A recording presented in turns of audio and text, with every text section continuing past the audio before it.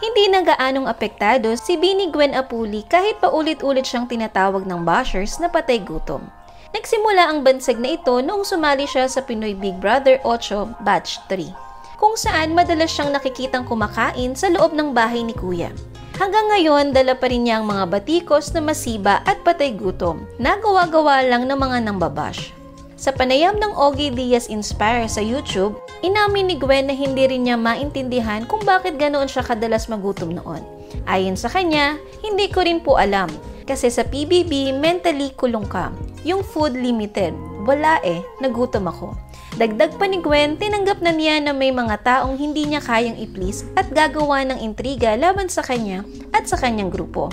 Medyo naka-move on na rin po ako dun sa issue before kasi ina-up nga nila yung sa PBB which is tapos na rin ako magluksa dun. Tinatry lang nila i-connect dun sa issue ulit ngayon yung sa street food po namin, which I don't get din kasi parang iba naman yung kinain ko dun sa street food.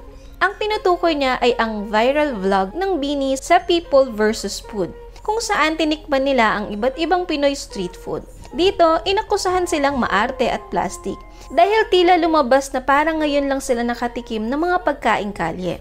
Isa sa mga inalmahan ng netizens ay ang reaksyon ni Gwen sa turon na hindi niya nagustuhan. Ipiniliwanag niya na hindi siya sanay sa turon na may asukal. Mostly talaga sa Bicol, lumaki akong walang sugar yung turon.